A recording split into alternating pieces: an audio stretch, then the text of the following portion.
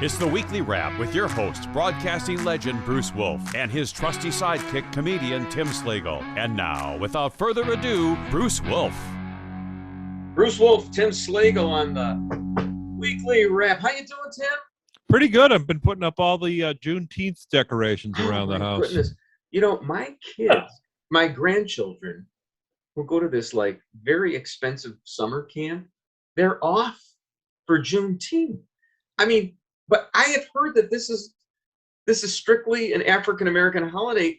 Even African-Americans don't want white people to come to their cookouts. At least somebody said that. I don't know. Other people are more ecumenical about it. I mean, we talk about African-Americans. Did you see what Ron DeSantis said? He said that, he welcomed Elon Musk kind of, or tacitly or whatever, endorsed Ron DeSantis. And DeSantis says, I welcome the support of African Americans. I mean, that could get you canceled. That could get you canceled at Georgetown University as a hate crime. I mean, you're out with Ilya Shapiro. I remember a few years back, a South African kid applied to Harvard and got in, and because he had checked African American. You don't look. But you know what the funny thing is that they do count like Nigerians and Kenyans and all their, of course, Kenyans, Barack Obama, they count, and they shouldn't count. I mean, Harvard counts them because it wants to achieve, a certain level of integration. But as far as I'm concerned, you get your students from 16th and Springfield, or Roosevelt and Harding, which is where my father's hardware store and where I was born respectively. That's where you get your, from Englewood, that's where you get your Harvard and Yale students. Yeah, you should. But it's if they don't come from here, they're Africans. They're not African Americans. All right.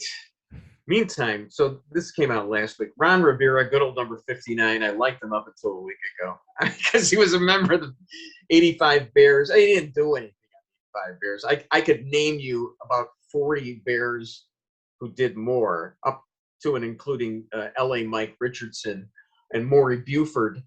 But he was on the 85 Bears, and he was the defensive coordinator for the Bears for a while, and then he coached the Carolina. But now, of course, he's in a hot seat. He coaches a team called the Washington Commanders, nay Redskins. And one of his coordinators, a former head coach who's now a coordinator at Washington, named Jack Del Rio, called what happened on January 6th a quote-unquote dust-up. And Rivera then fined him, and I think it was $150,000, and then wrote something that I'm sure he didn't write. They probably had the Perkins Coie law firm, Michael Sussman, now that he's not guilty and got off the hook, he probably drafted the language. I'm sure they're not giving him the big jobs anymore. It's around the water cooler. We know you did it. Oh, exactly. Right. So that you get to write press releases for Ron Rivera. And I understand. Look, if you're working for a team that's called the Washington Commanders now and jettisoned its original name, you got to mind your P's and Q's and be politically correct. And you can't call January 6th the dust up. Of course, it's hypocritical. It's ridiculous because if anybody would protest against the George Floyd killing or talk about the need for CRT in the classrooms, if any coach did that, he would probably win an award from the Commanders. But you call it and I don't think it was a dust up. Of course, you think it was a dust up. I don't think it was a dust up, but I understand that the head coaches don't have freedom of speech, but it certainly violates the spirit of the First Amendment and certainly discriminatory, because there's no way that somebody on the other side gets a $150,000 fine. So that's what happened to Jack Del Rio. And then there's this column by Mike Florio, who's made a living. He's an attorney, but he works for NBC Sports and other things. And he wrote a column saying that the NFL has got to do something about this Jack Del Rio. And I'm thinking, why? Why do they have to do anything about Jack Del Rio? He spoke out on Twitter. He said, and I guess he then deleted his account. Why can't he say what he wants to say? I don't understand that. And you're making a bigger deal of it by saying that he has to be fired. Nobody probably even heard the little the dust up remark. Right. Well, I'm not. They probably didn't even say that he had to be fired, but something would have to be done by the NFL. And why? Why does the NFL have to do it? I don't understand it. But that's their mindset. Well, here's what I don't Yeah. get is most football teams, most sports teams are named after, you've got the Raiders and you've got the Vikings and you've got the Pirates. And I mean, they're not supposed to be nice people. The what? That'll all change, of course. I will forget about what Disney did recently, with transgenderism. I refuse to go after they changed the Pirates of the Caribbean ride and got rid of the pirates chasing the wenches. I mean, that's what it was all about. There's these pirates chasing wenches. And, no, they were after the fried chicken they had on the plate. But here's the thing: if we want to follow in that model, they wanted to rename the Washington football team.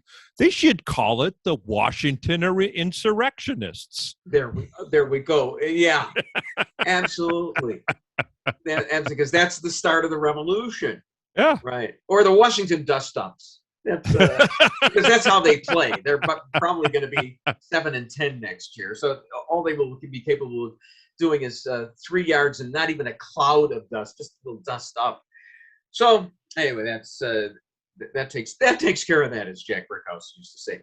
So meantime, there's Phil Mickelson got into quite a bit of trouble for accepting $200 million from the Arabs. He has started up this. It's called the LIV Golf. I'm not even sure what LIV stands for. It sounds like 54 for the 54 holes of golf they play. But the Arabs decided that they wanted to start up a golf league, and they've infused a lot of money in this. And the PGA was upset about it. They've suspended indefinitely guys like Phil Mickelson and Dustin Johnson and Sergio Garcia. And last week, Monahan, I guess, is the PGA commissioner. He was on with Jim Nance of CBS during their golf coverage. And of course, Nance has to make it look like he's asking tough questions without asking tough questions. I got to tell you, that is nuanced when you just give the appearance of being tough. And this Monahan started using the 9/11 victims as a prop, saying, how does it feel to have people who were the victims of 9/11 seeing Americans making money off the Saudis? And if I were Jim Nance, and I'm not, and this is one of the reasons I'm not, hello, friends. The reason I'm not is because I would have responded with, that the president of the United States is about to go to Saudi Arabia to beg for oil. So Phil's taking 200 mil. Is that a problem? Of course, you notice that Biden, when he decided that he was going to do that, they said it without saying it. We're going to. But maybe they won't be meeting with the Crown Prince, who was the one responsible for Khashoggi's death. So is that the guy? Is that the guy that George Bush was photographed holding hands with? Really? Okay. Yeah, that was kind of a creepy picture. Yeah. So anyway.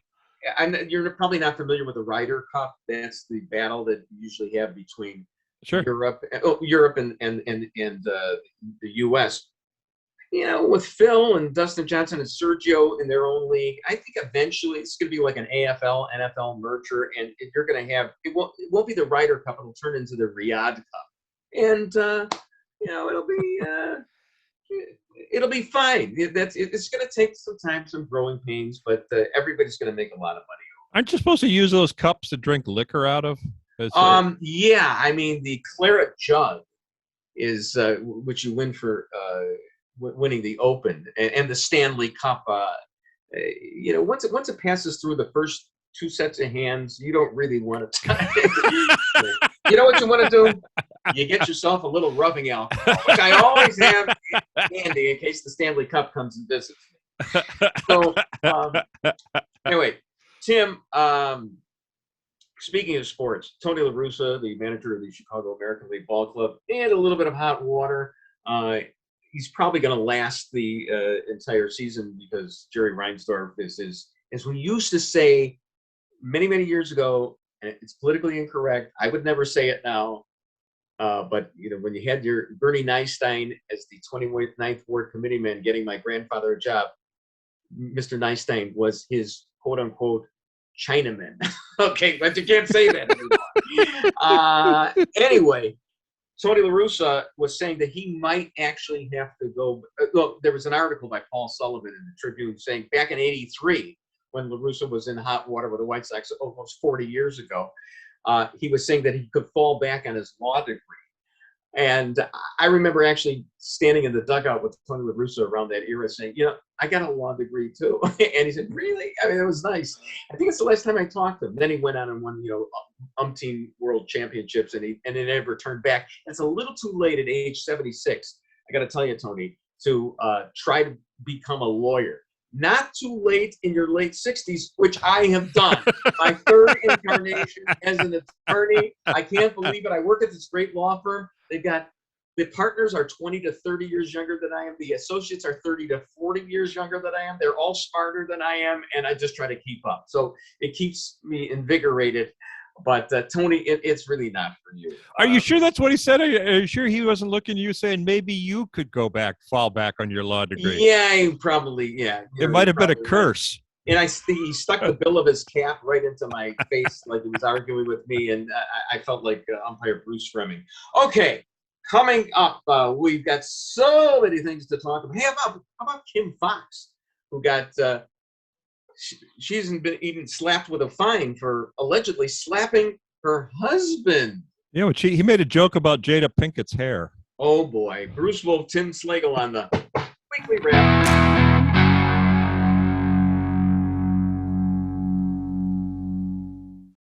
Was there anyone in that conversation who, in your observation, had too much to drink?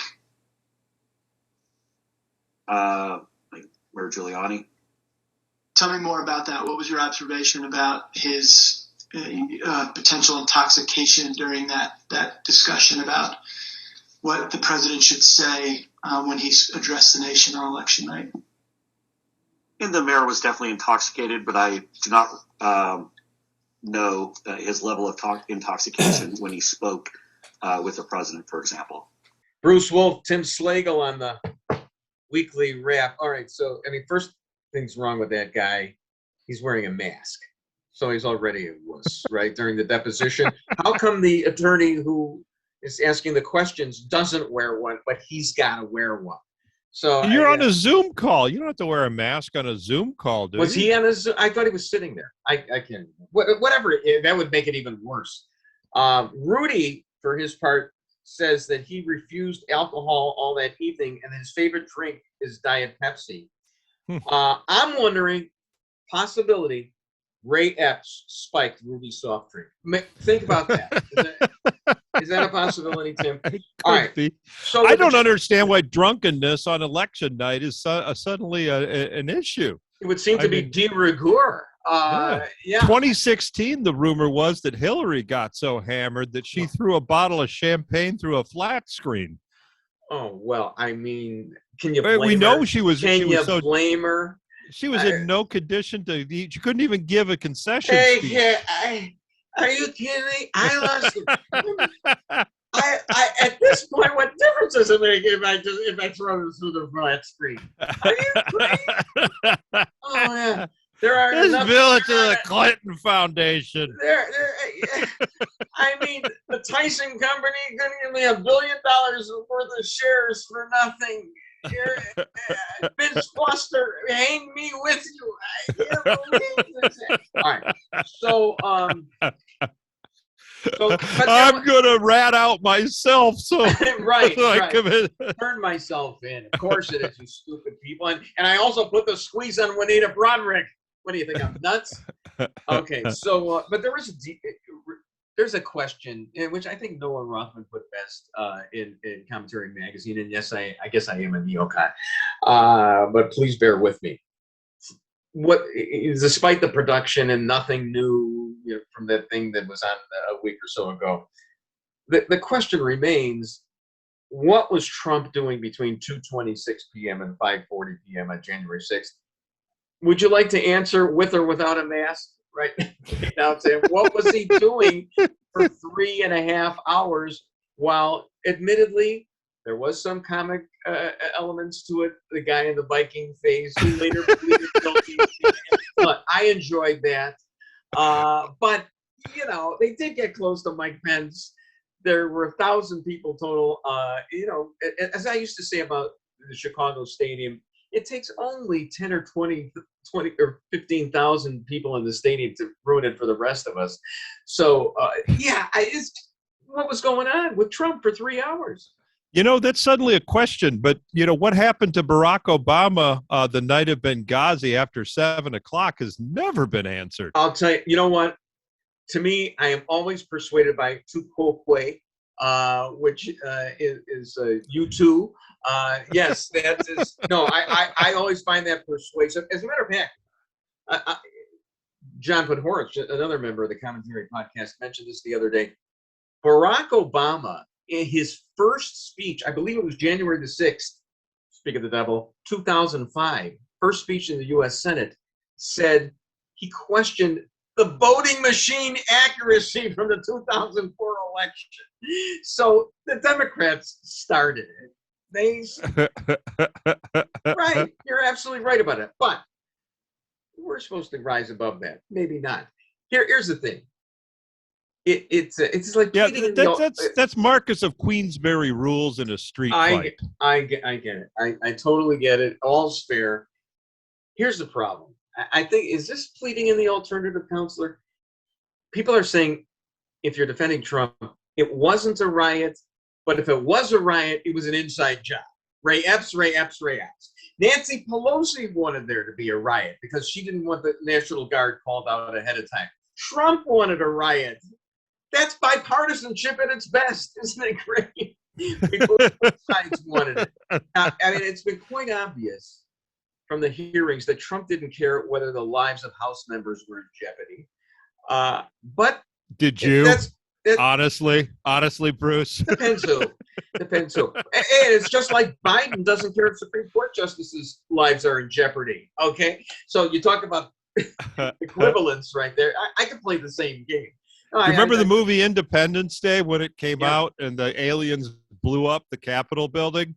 And all across the country, there were cheers for that. Right. You'll miss it when it's gone. Apparently not. Anyway, I know that you're a holdout on this, but even Ann Coulter says that Dinesh is dumb. That 2,000 mules doesn't make any sense. You can't trace the pings. The cell phone pings aren't that accurate. There's all kinds of people. It was a liberal state. It was legal to use the drop boxes. Now, you may be against using drop boxes, but it was legal to use them.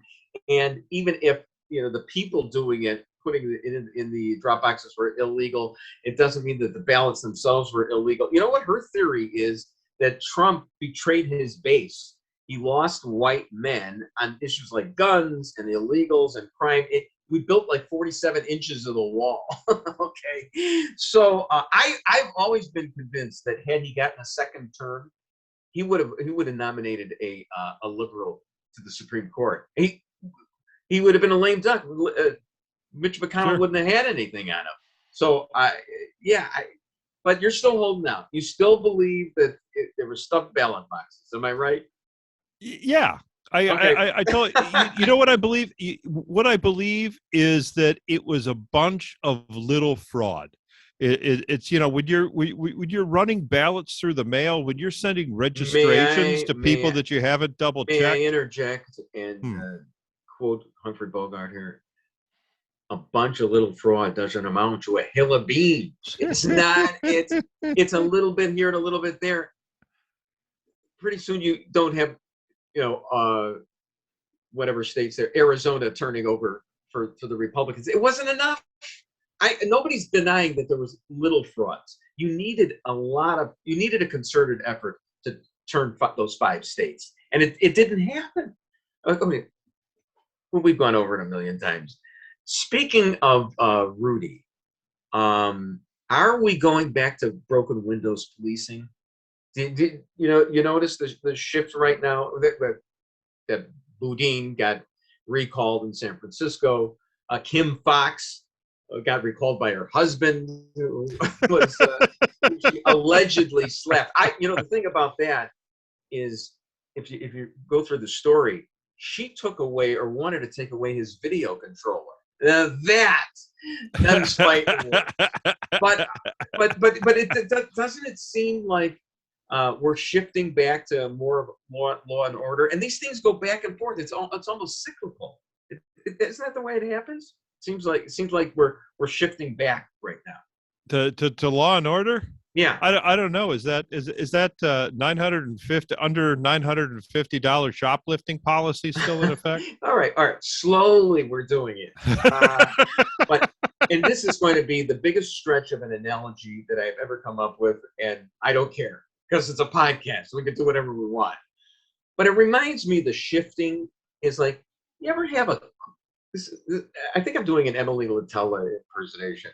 Do you ever have a Roseanne and Dana? Do you ever have a cold and you got your left nostril is all filled up, and so you sleep, put your head on the pillow so your right side is on the pillow, so that all the stuff comes through, crosses over the bridge of your nose to the other nostril, and then you can finally breathe in the left one, and then you shift back over to the left side, so it shifts back, and that's to me what the cyclical maneuvering in the dealing with crime is about.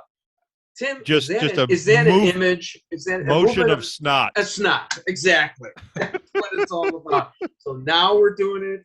Before we weren't. Now we're going to have stop and frisk. But then we went too far with it. It's Jackie Meeson. You want a piece of cake? Do you not want a little bit? How about a bite? It's trying to fine tune our means of law enforcement. But it does seem like it's going back that way now. I would hope it needs to. Now, with the exception, of course, we don't mind if people try to assassinate the Supreme Court justice, because we do mind it, but we certainly don't want to pay attention to it. You know that Justice Kavanaugh's assassination attempt was ignored by all the Sunday shows. I mean, what else do they have to talk about? And they didn't talk about that. I think they talked about on page 20 of the New York Times. Yeah, 820. Well, and then for the last week they haven't talked about it at all. That would have been in the classifieds if people were still buying classifieds. Right. They didn't mention that the guy was indicted. They didn't even do that. I think they mentioned Tony LaRussa's intentional walk with a 1 and 2 count, but I don't think they mentioned that. And to round this whole thing out, so Schumer had said that Kavanaugh was going to reap the whirlwind, and you won't know what hit you. You won't know what hit you. I mean, and of course, then he said, freedom of speech is not absolute. Which, of course, that line comes from a Supreme Court case that justified putting anti-war activists in prison, and the precedent was overturned over 50 years ago. So, I've always attested that you can scream fire in a crowded theater, because otherwise people are going to burn. How exactly? And one day I hope I have the presence of mind to yell theater in a crowded fire. Bruce Wolf and Tim Slagel on the Weekly Wrap.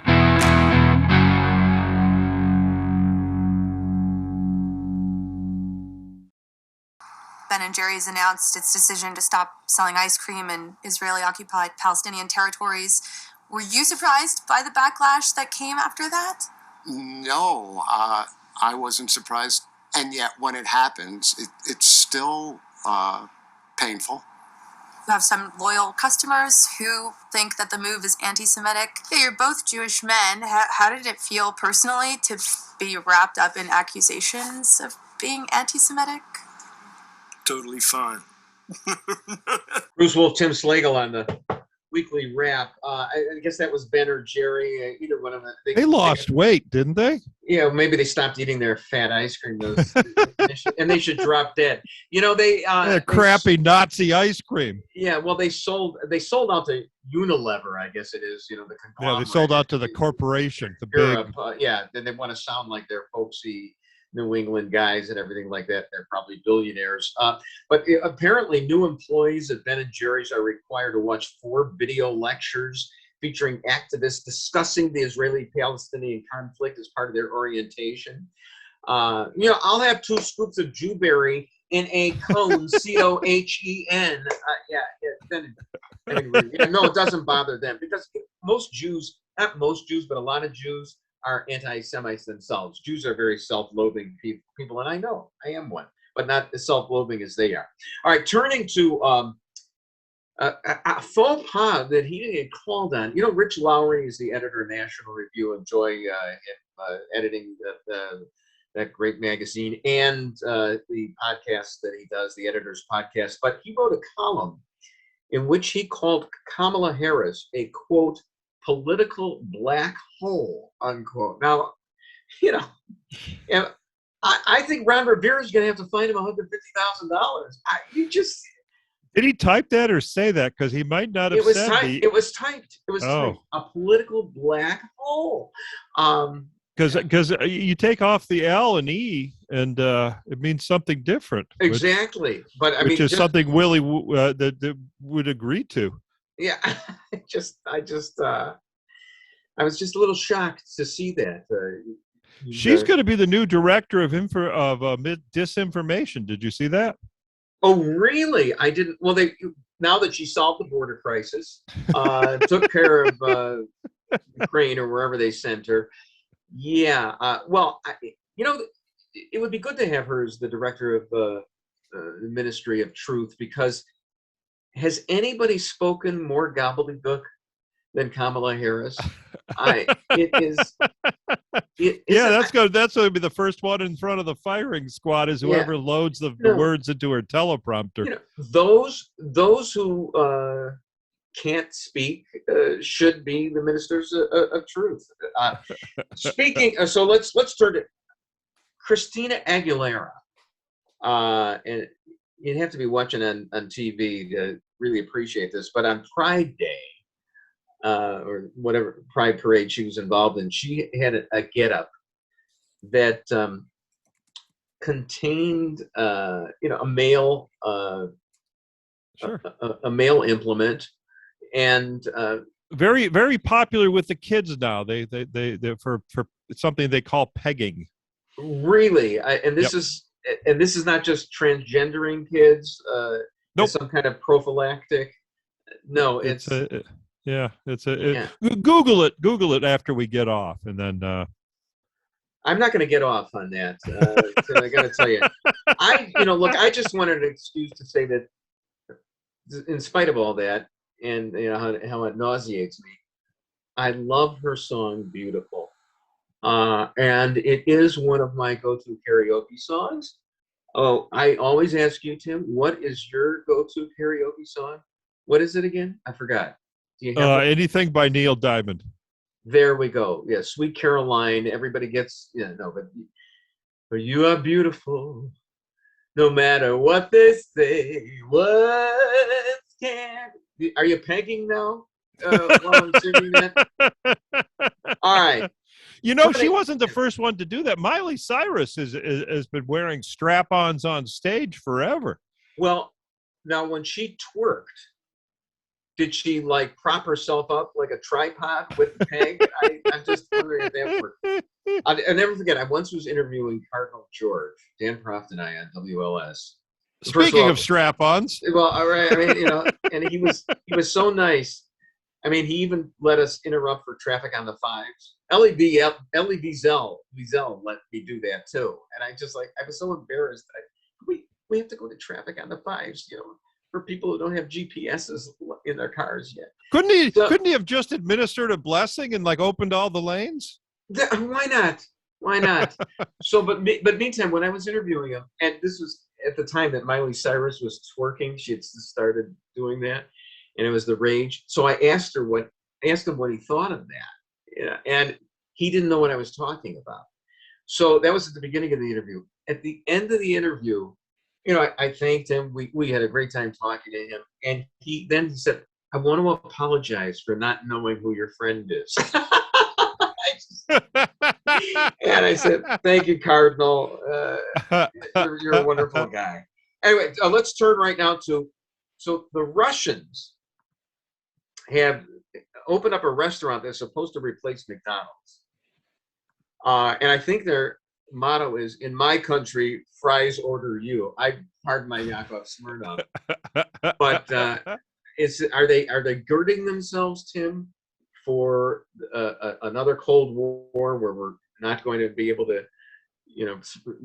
bribe them through a high salt intake? Is that? Well, it's gonna be like a regular McDonald's, but it's gonna have a Russian flavor, which means you're gonna have to wait 2 days in line to get your order. The old communist way of doing things.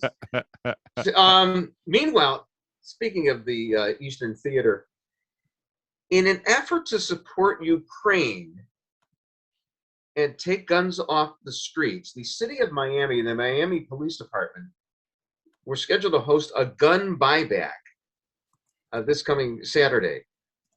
And I was wondering, how does this help Ukraine? Are they going to ship the guns to Ukraine? I don't get the nexus there.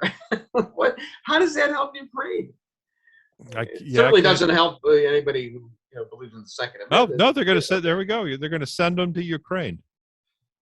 Oh, that's what it is. So are they actually going to send the? But those aren't guns that are needed in Ukraine. And those people are, housing howitzers in their basement. Yeah, that's great. That's great. That's great. And now we're going to give thousands of Ukrainians are going to be indicted for murder for having possession of a murder weapon. You're right. The long arm of the law will grab the people in Ukraine. That's what people do. That's what people do with their crappy guns too. They get they get $100 for a gun that's worth $4.95. Right. So if I were Ukraine and Zelensky, I'd say, look, we'll pay a premium for anybody who's had an ICBM in their basement, in their fallout shelter since 1957. We'll take those off your hand. A Polaris sub, we'll take that. Any multiple independent reentry vehicle, we'll take that. But we're not going to take your BB guns. That's what's going to bring you here. Okay. So meantime, turning locally. So Caterpillar is leaving Illinois. Yet Boeing is leaving. Caterpillar is leaving. But it's going to be very slowly because they're going to leave on backhoes. Okay. And I think that this all but ensures the reelection of Bruce Rauner to his third term, because the people of Illinois obviously have finally gotten upset enough. And apparently they haven't. And we talked about this gubernatorial election. I think you and I were of one mind on this, that Irvin, the mayor of Aurora, would be the only guy who had a chance to get elected and maybe affect a little change. But that's not what's going on in the polls, apparently. Bailey is leading, and he can't win, can he? I think that's the reason why they're attacking Irvin. It's he was the one that had a shot. Well, and what's interesting is that you've got Democrats who, this is another Noah Rothman point I read about. Do I have to give him royalties? The Democrats say it's the worst thing in the world that the Republicans are drinking the Trump Kool-Aid about the election being rigged, but yet the Democrats are underwriting candidates who believe that. And you know what? They might win in the tsunami that is going to be the 2022 midterms. Well, I think that's the same thing that happened in 2016 is the Democrats supported Trump. Oh, yeah, definitely Trump. Right. They kept supporting him. I remember everybody He's saying, the only one Hillary can beat. Oh, well, but, in February and March, this is when it's going to stop. This is when Jeb Bush is going to, start. No, and it never happened. Never. But If I had a nickel for every time they said this Yeah. is going to be the thing that ends Trump. Right. So let's end this segment on Google was quick to shut down claims that one of its programs had advanced so much that it had become sentient. I don't see how that's possible. I mean, I know once the Dalai Lama pulls the plug on you, maybe the AI will be able to transition to from a boy to become a little boy or become a little girl. Well, it's a little creepy because they're not saying who shut down. So it's kind of like Google said, you weren't supposed to tell anyone. Right. Dave, Daisy. Bruce Wolf and Tim Slagel on the Weekly Wrap.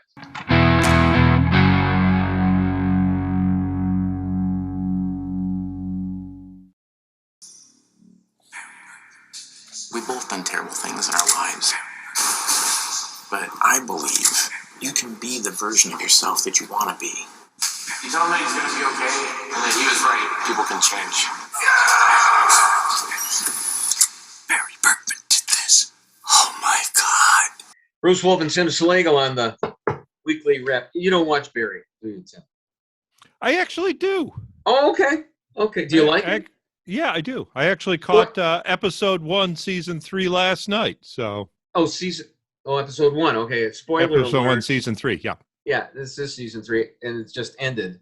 So spoiler alert. Close your ears. I'll just do sign language on what happened. No, when you get to the climax of the season, you'll say, well, that should be the end of the series, right? But I know it, but it's not. So it's interesting. And in Barry, there's a moment where, and I have to spoil this a little bit. So Sally, his girlfriend's going to has her own show, but it get pulled right out from under her real quickly because of algorithms. And apparently this is what goes on in Hollywood all the time. And Rob Long, who wrote for Cheers, and he's a conservative voice, says that we in the entertainment business try to create rules and algorithms and audience attitude measurements because the reality is too daunting and scary to accept that this is just a risky business. So they rely on this voodoo. And that might explain what happens to Sally on Barry's show. But I think Barry itself will use an old-fashioned metric and close shop when Henry Winkler jumps the shark again. and that's the way, I don't know how it's going to be in this show, but that should be, there should be a shark involved there somewhere, just for a little side joke. No, right. Everybody will love that. So, how everybody complained when the Tribune was purchased by those evil venture capitalists. That's the right wing taking over. Well, funny thing, the Trib op-ed page asking for things like Catholic justices to recuse themselves on the abortion case. It's a liberal newspaper. How do the liberals, your Eric Zorns of the world, square the belief that it's evil venture capitalists who then turn out to be just as liberal or more liberal? I mean, that's just why but that's the way the paper. That's the way it's always been, though. Leftists have been saying for the longest time, it's like, oh no, the media is right wing. They're all owned by corporations, so they're right wing. There's no such thing as a liberal media. So speaking of biased media, there was this a couple of weeks ago.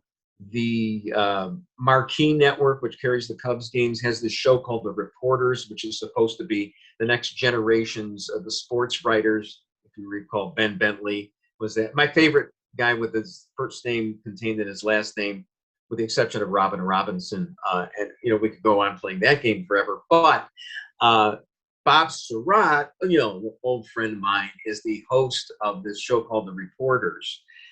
That's on Marquee, and apparently they stopped a segment a few weeks ago because somebody said that the Cubs were in a rebuilding phase, and since the Cubs basically own this network, they do, that they wanted to start up the segment again and have these reporters not mention that it's rebuilding. So it's as if, haven't the Cubs been rebuilding for the past century minus 1 year? 1 year. That's all you need. You need 1 year to make up for, as Jack Brickhouse used to say, everybody has a bad century once in a while.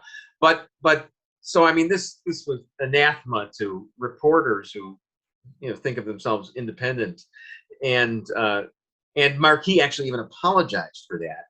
But then, but apparently the Sun-Times still won't let its reporters appear on that show, and I'm thinking to myself, the Sun-Times, which is so desperate for readers, won't allow its reporters to appear on this show.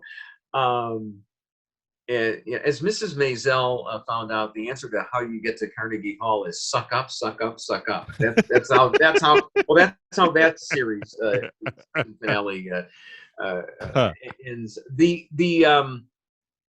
But it's I mean, I can't believe that even a desperate Sun-Times won't appear on that. But anyway, there was this story that we just showed before. It's a Rob Feeder post about the Marquis thing, but it also has a mention that the White Sox supposedly did the same thing on NBC Sports Chicago, and Jerry Reinsdorf owns a huge percentage of that cable channel, and they left off the they edited out the rebroadcast of a White Sox game in which Tony LaRussa walked a man intentionally, I think with a 1-2 count, and that was that drove fans crazy. Did they delete the entire game or just no? They didn't delete the walk? game. They deleted that, and I don't know. They may have deleted other things. The problem is that Rob Feeder made it seem like that this is just like what the Cubs did with Marquis, and that Reinsdorf was, or one of his minions was, editing this to get rid of the stuff that looks bad for Tony LaRussa, when in fact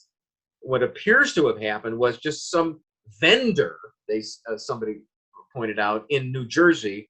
What was he selling, peanuts or beer? I don't know, but it's called a vendor, made this decision, and it had nothing to do with editorial judgment. They just wanted to cut some of the ball game out for time, but it gave the appearance, which I think it's journalistic malpractice on Rob Feeder's part, that the White Sox were editing this. But in any event, still got it in for Rob Feeder, huh? You know what? Apparently, I'd actually praised him the day or hours before that, saying, "Hey, this is the kind of column I want to see. You rip the Cubs for controlling the editorial content. You rip the White Sox for doing it, and then I wind up having to apologize on Twitter to one person who read it.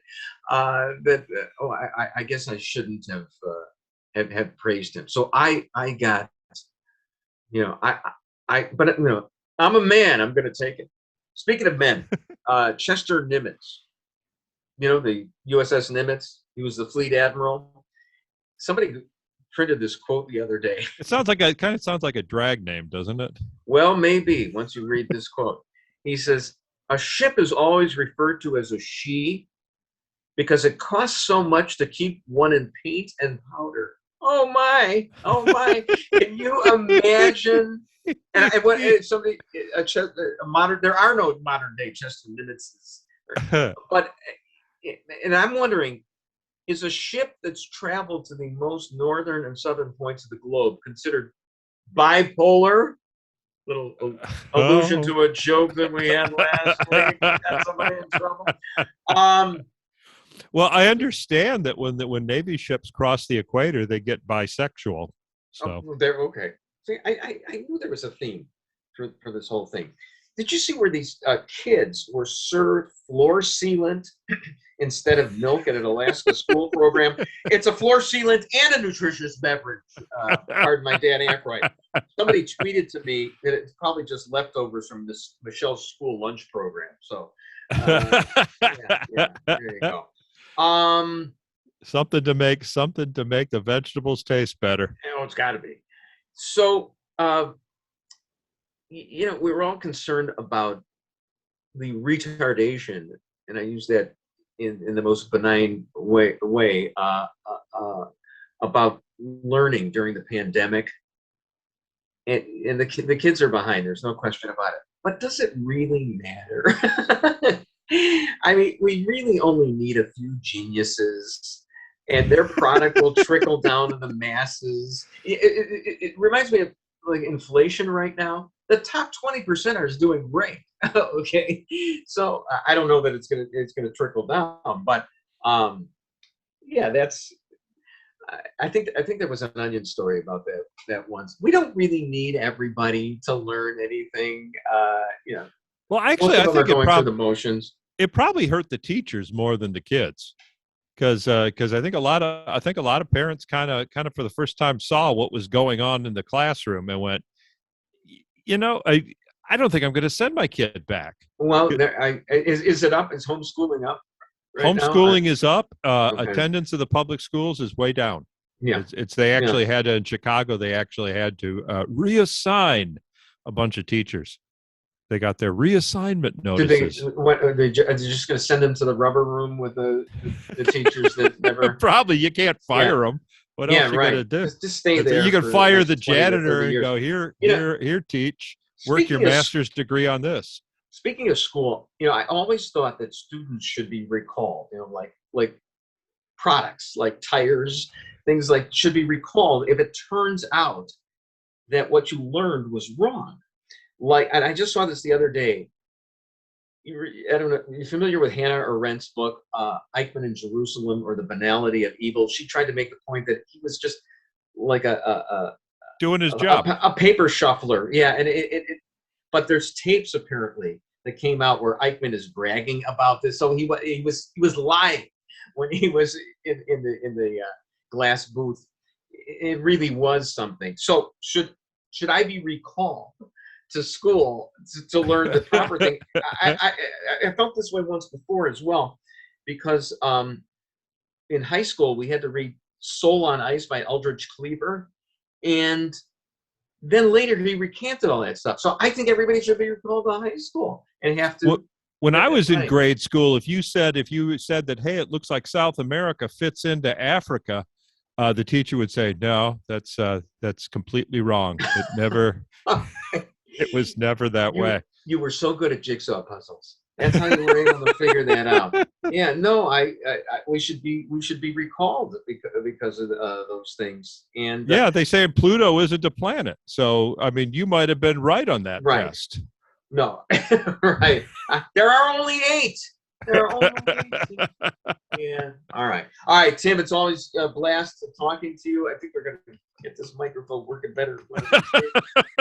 Bruce Wolf and Tim Slagel for the weekly wrap.